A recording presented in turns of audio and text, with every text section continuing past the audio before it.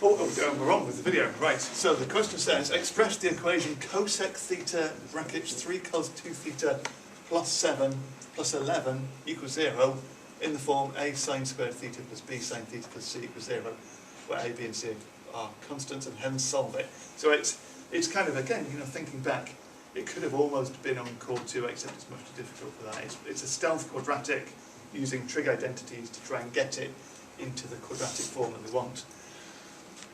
Right? So we've got to end up with everything in terms of sine. So let's see where we can go with this. Cos 2 theta, I think I said this last week, that I know with my class we made a big deal of always going through all the trig identities and writing them all out. And actually, if you feel like doing that on your exam paper, there's nothing, or on your form paper, there's no reason why you shouldn't start the exam by writing out all of your identities on a blank bit of paper, or on the back of the formula booklet, or on the exam paper.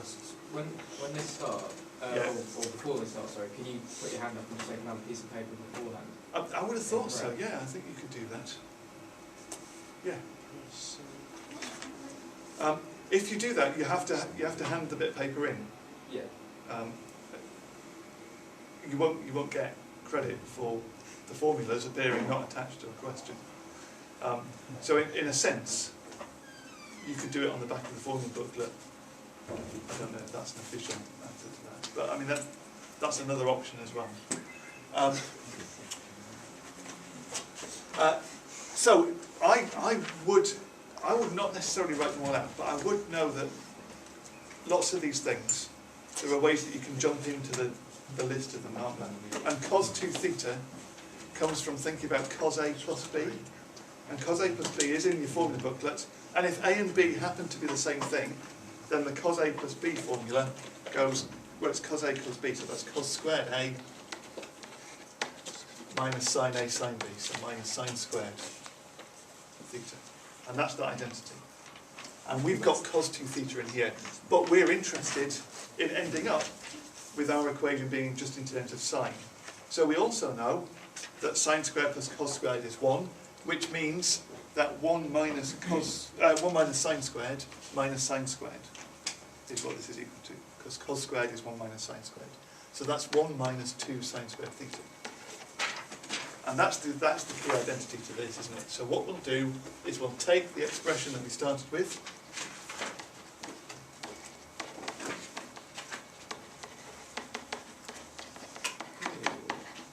and one of the things to bear in mind, if you are, if you come to this question and things have already started going wrong in core 3 and you're feeling quite desperate, and you think, well, I'll at least write down some trig identities. Actually, I don't think you get the mark for writing down trig identities. You get the mark for using the trig identities. So just writing that isn't quite enough. Even if you don't know where you're then going to go with it, write the next line where you replace cos 2 theta with the thing that you think it is.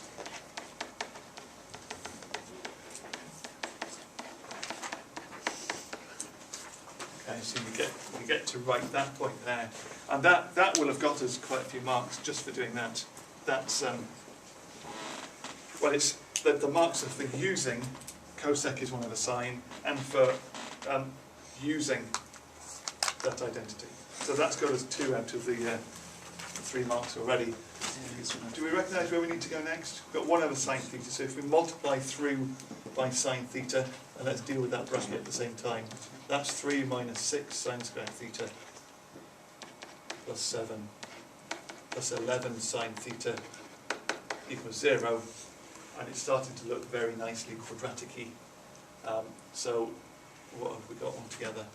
We've got minus 6 sine squared theta plus 10 plus 11 sine theta, and that's the mark, isn't it? Because that's the right form. I will probably want to write this way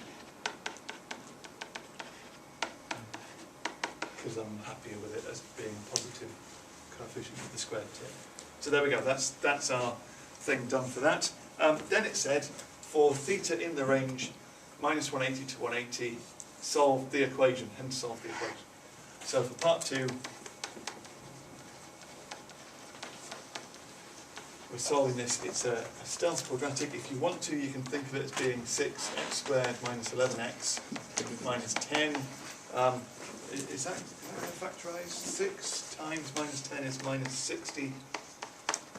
Can we think of two things? Multiply to give 60 and add to give 11. Probably 15 and 4. That might do it. If it's minus 15x and plus 4x, so we're going to write it as 6x squared minus 15x plus 4x minus 10. So 3 lots of x, so x minus 5, plus 2 lots of 2x minus 5, looking good, giving us 3x plus 2, 2x minus 5. If you wanted to use the quadratic formula to get to these roots, then that's fine. So x is minus 2/3 and x is 5 over 2, but this was actually sine theta, not x. So sine theta is minus 2/3, or sine theta is 5 over 2. Of course, sine theta can't be 5 over 2 because sine goes between plus and minus 1 all the time. So that has no solutions from that answer. We're left with sine theta being minus 2/3. So we that's the remote control. We do inverse sine on our calculator. Thanks, Matthew. In degrees, inverse sine minus 2/3